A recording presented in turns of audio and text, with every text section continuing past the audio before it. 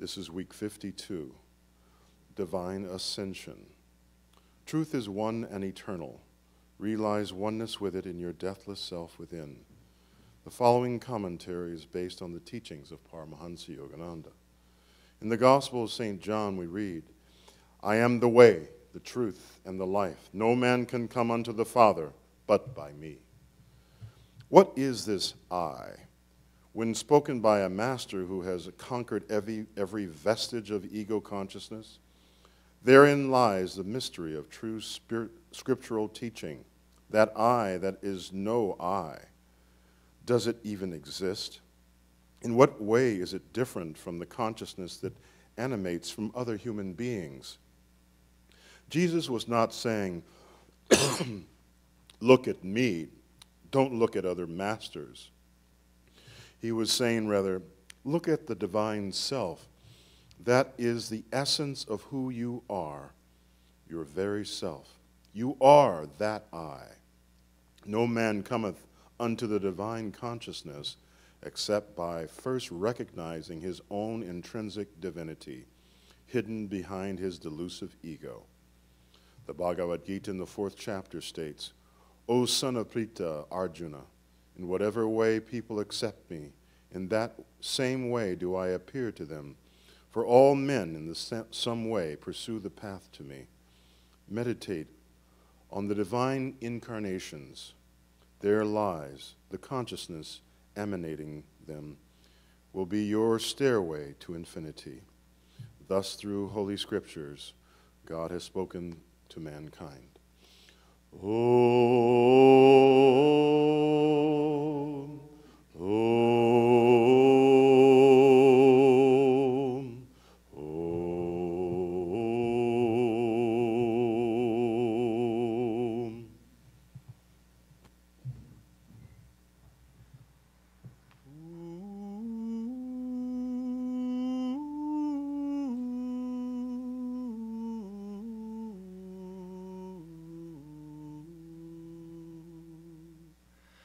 Where are you going, my little one? In hope these empty streets I wend. I've seen a star rise in the east, and I'm looking for a friend. Tooroo-loo-loo-loo-lay, tooroo-loo-loo-loo-lay. Where are you going, good shepherd folk? From a lowly valley we ascend. A wondrous vision sent us here.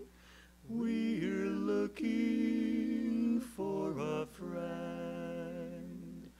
Tooroo-loo-loo-loo-lay, tooroo-loo-loo-loo-lay. You learned man, where are you going? Our soul's long journey we would end. Therefore we've come to Bethlehem. We're looking for a friend.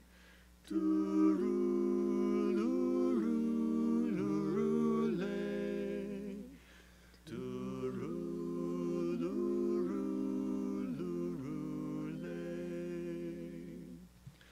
Good people, let me come with you. Perhaps he's just around this bend. But whether near or far, I too have been looking for a friend. Tooroo-loo-loo-loo-lay, tooroo-loo-loo-loo-lay.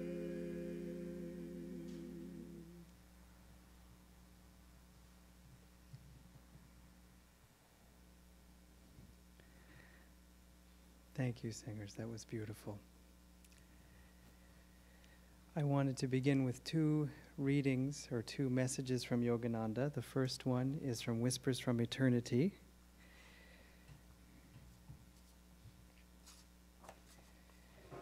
This is his invocation of Christ. He began this book with invocations of the great masters of every world religion, and this is the invocation of Jesus. O Christ, thou rarest flower of hearts, thou didst sail the storm-tossed lake of prejudiced minds. Its evil-scented, gloomy thought waves lashed thy lily-tender soul. They crucified thee with their evil, yet didst thou shed on them the aroma of goodness and forgiveness, and help them to be purified by remorse, to make them attractively sweet-scented with thine all-loving soul flower. O thou great lover of all error-torn brothers, an unseen monument of the mightiest miracle of love was established in every heart when the magic of thy voice uttered, "Forgive them, for they know not what they do." Thou hast healed the cataract of hatred. We have now grown to see thy truth. Love thine enemies as thyself, for they are thy brothers, though sick and sleeping. Thou hast taught us not to increase their fevered blows of hatred with the bludgeons of revenge.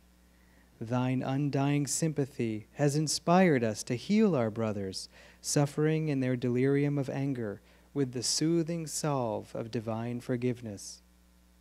Thy crucifixion reminds us of the daily crucifixion of our own fortitude by trials, our wisdom by ignorance, of our self-control by the scathing touch of temptation, and of our love by misunderstanding.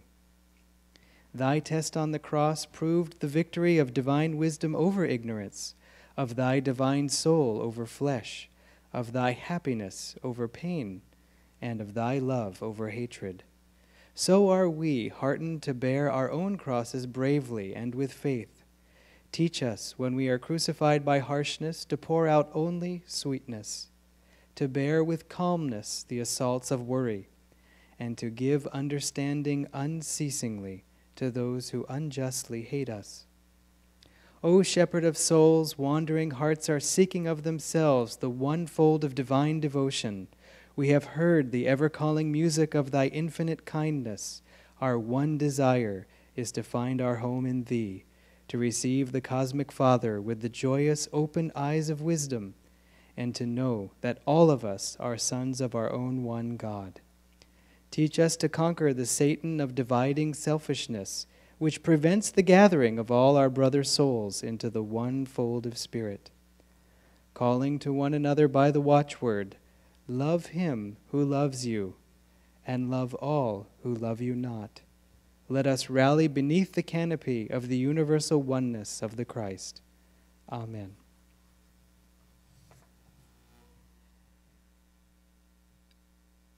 It's Christmas Day, and I was reflecting that as a child, I really liked Christmas a lot because it basically came with toys. And it was really exciting because I just, got my parents like a card, with a little flower that I drew on it, and they gave me all this extra fun stuff that I'd been salivating over all year long. And as I got older, the gifts shrank in number, but they grew in price tag. And it was just really fun. Christmas to me was about getting. And then a little bit later in life, when I got a little older, I started to feel the joy of giving, finding just that gift that you go, this is perfect for this person. And then when you give it to them, they say, this is exactly what I was looking for, and so on. And still, though, Christmas as a kid was just about gifts. And I didn't even really know. I had the sense that it was about the birth of Jesus. But I grew up in a non-spiritual home, or religious home even, and I had this aversion to Christianity. The very little exposure I had to it, I just was not interested. I was not interested in God, and I was also not interested in Christianity. I was not interested in Jesus. And I was kind of meditating on that as to why, because the baby Jesus, this Christmas day, such a tender, experience. I mean, if we saw somebody, mother and father having a newborn baby out in the cold in a stable, I mean, wouldn't everyone kind of want to bring them something or help them or say, come inside and all these things? I mean, it's a very tender scene. And yet I just, when I even approached it, I felt a pain or a hesitancy, something that just was, this was just not something I could give myself to. And I wondered why. And I think part of it is because I was confusing the life of Jesus and his words with Christianity as I had experienced it. I had had a lot of people try to push Christianity on me, even when I was, as I've shared with you, I think once before, I was 5, and I was babysat by Jehovah's Witnesses. And they were very nice people, but my mom tells me this story that I was 5, and it was the weekend when I was back home with her, of course, and she looked and said, "Oh, it looks like it's going to rain." And I said, "If Jehovah wills it to rain, it will rain." And so she had to tell them to, you know, can you tone it down a little bit, guys?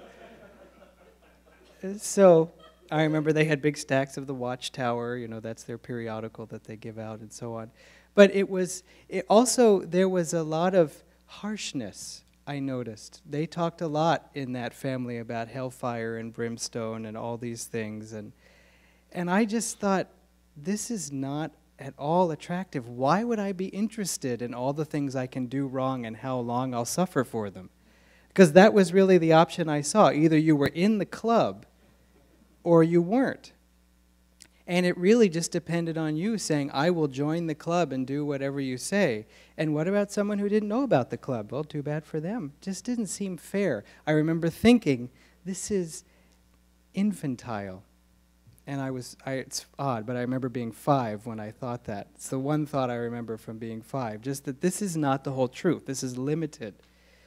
But for that reason, I couldn't open myself to Jesus, even his message. I always stayed away from it, because for me, it was always associated with imposition and with threats. And so I thought, not interested.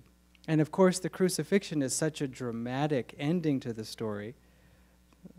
Okay, sorry, hearing this snap, crackle, pock behind me, wondering if the hellfire and brimstone is coming.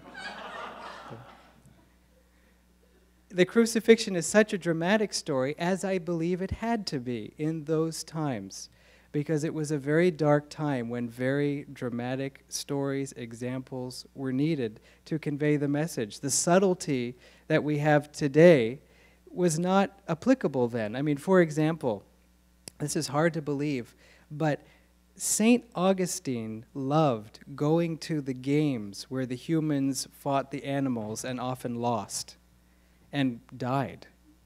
And St. Augustine loved going to these things. I mean, he became a saint, and yet he loved them. Think of it as like the medieval version of MTV or something like that. But it's like meaning how commonplace it was.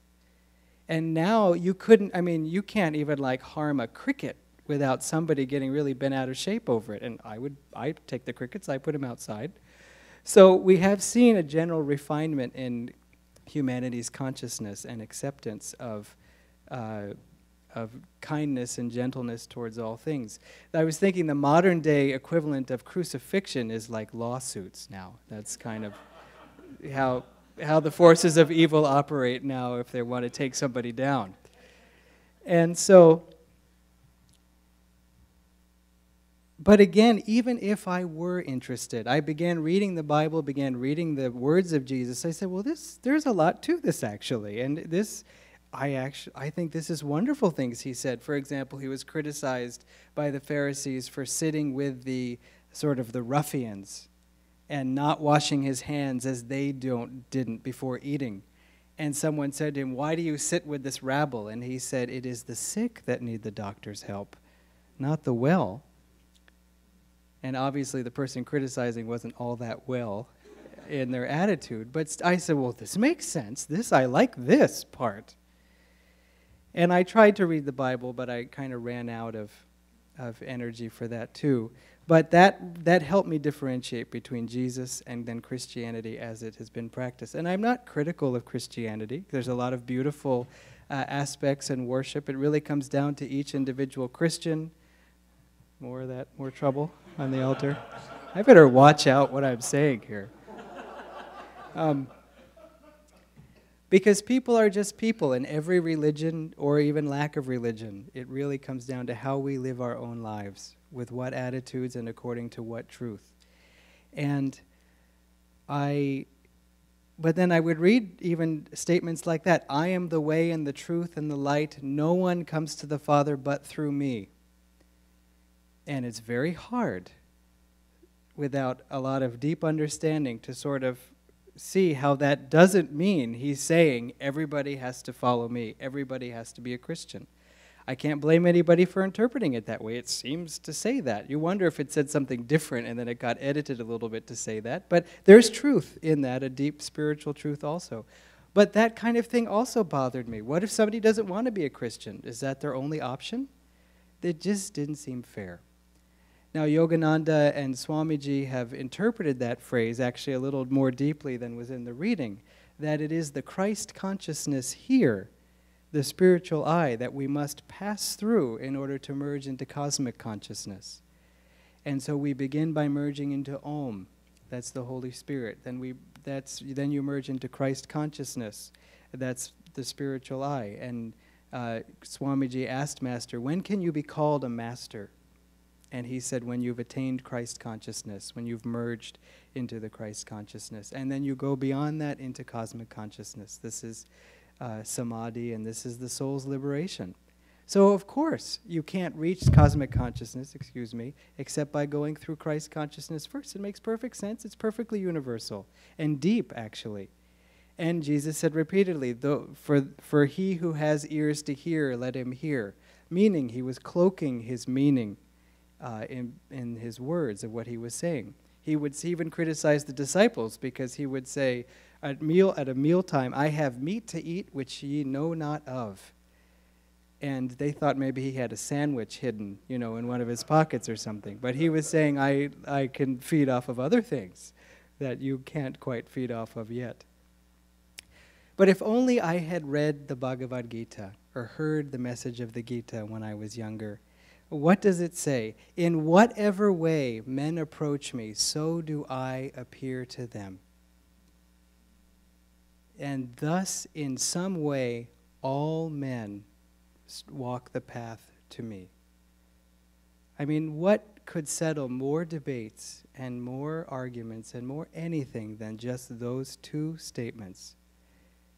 That as God is drawn to us, as much as we pull him, that's as much as he comes. And whatever way we approach him, as mother, as father, as friend, in that way he comes to us to suit the needs of our heart. And that every single person is on the spiritual path. A disciple asked Yogananda once, will I ever leave the spiritual path? And Yogananda saw that he would, and in fact he later did. But he said, how could you? Everyone in the world is on the spiritual path. It's just a question of timing, and it's just a question of enthusiasm. He said, I see the spiritual path as a race, Yogananda did once. Some are galloping ahead. Others are walking casually. Some are running backwards. But still, we all end up crossing the finish line. It's just a question of when. That's the only thing we really have in our control, which is an encouragement, because we can run in the opposite direction as long as we want. Anyone can. Eventually, we'll turn around and come home. This motion reminds me of a story. You all know Roma. Her daughter Rose has a lot of energy, but this is when she was 4, and forgive me, Rose, if you ever find out that I told this story. They were at Master's Market at Ananda Village, and Rose decided, I guess, maybe she might have been 3, she took off running across the green towards the main road there. And Roma knew with the head start she got, there was no way she'd be able to catch her. And she said, Rose, Rose, come back, come back. And Rose was full speed ahead, just headed for the road. And finally she just said, Rose, ice cream. And Came right back. In the Education for Life philosophy, we call this redirecting energy.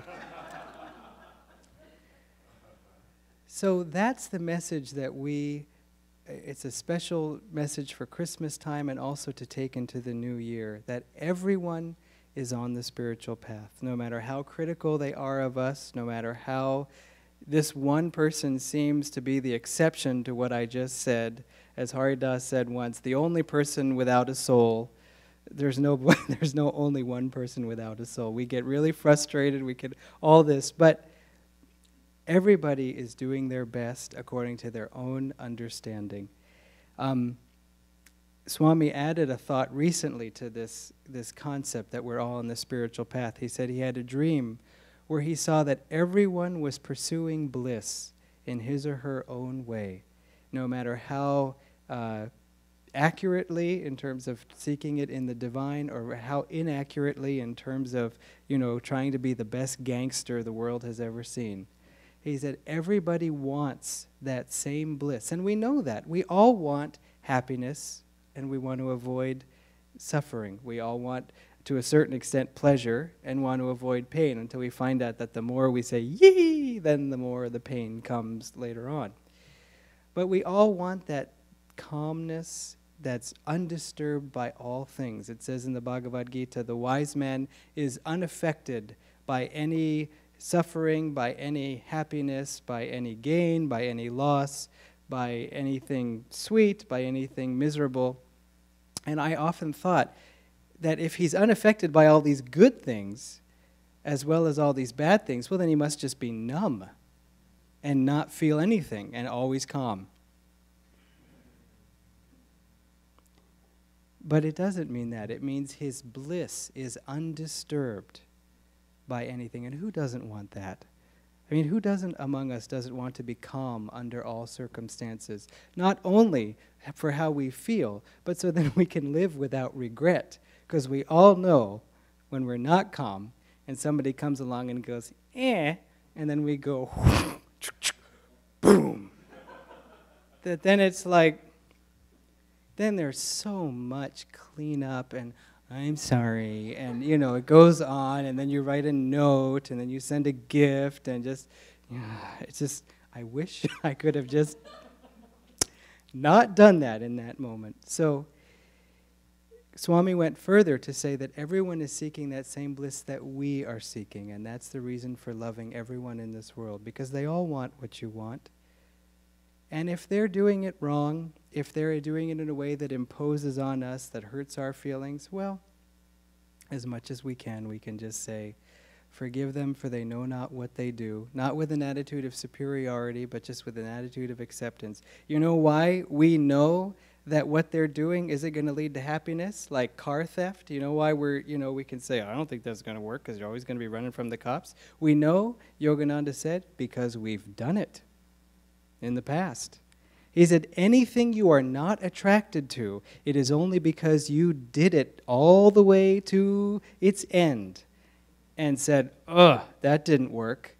That's the only way you've earned the wisdom to say, I'm not going to go in that direction. We were joking at breakfast this morning about burning ourselves on the fire.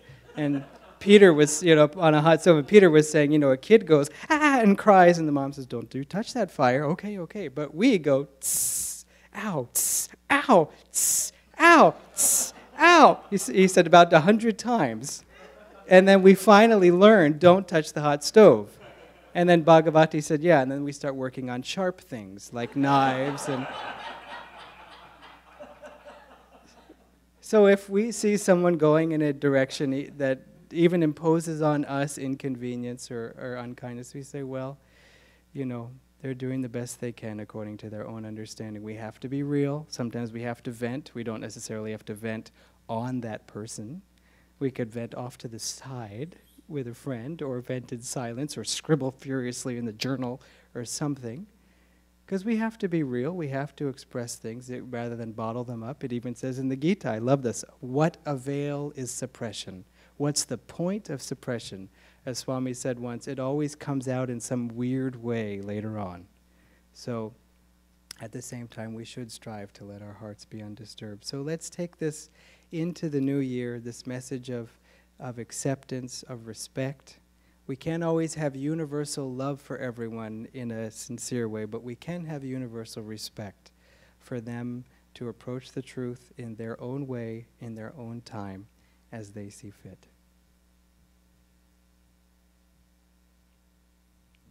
We'll have our offering now.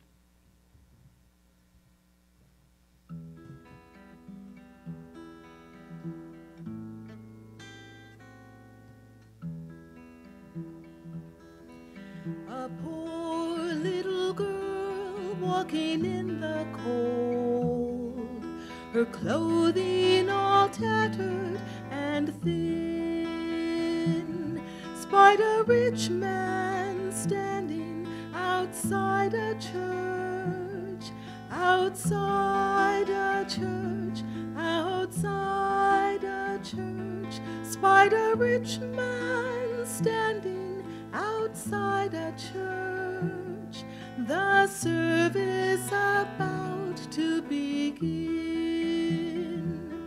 Kind sir, she said, hear an orphan child. The cold winds of winter have come. I've no place to live, not in all the world. Oh, help me find work in some home.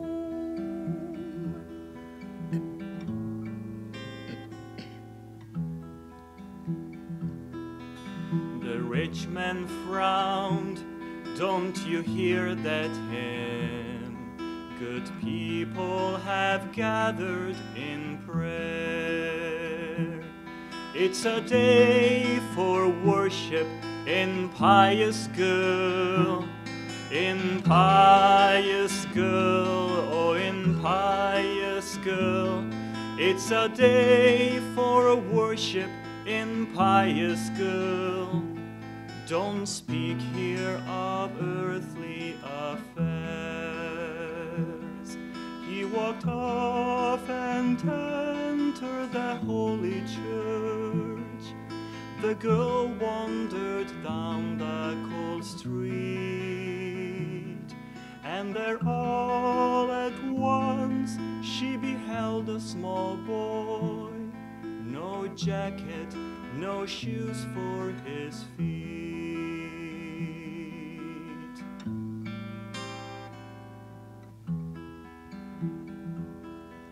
His clothing was shabby, as worn as her own. He shivered against a closed door. Alas, he cried, none will take me in. Take me in, none will take me in. Alas, he cried, none will take me in. Though I'm Starring and cold, for I'm poor. Seeing him, she cried, how I feel for you. It's bitter with no friends to live. Here, please take my shawl, it's all I can spare, though it's shameful so little to give.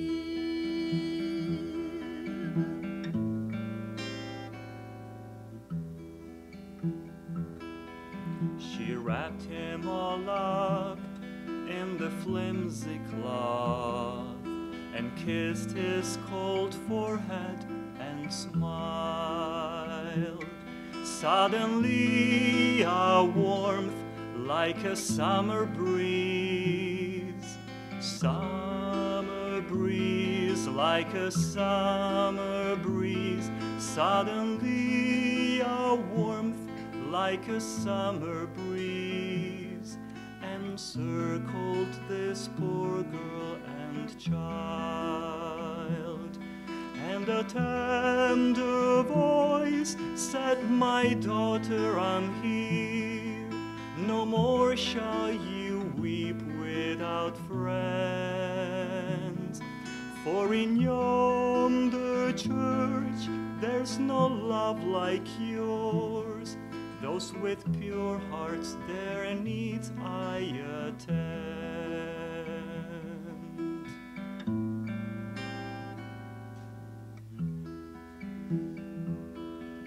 My child, all men's sorrows would turn to joy if they knew that to share is no loss.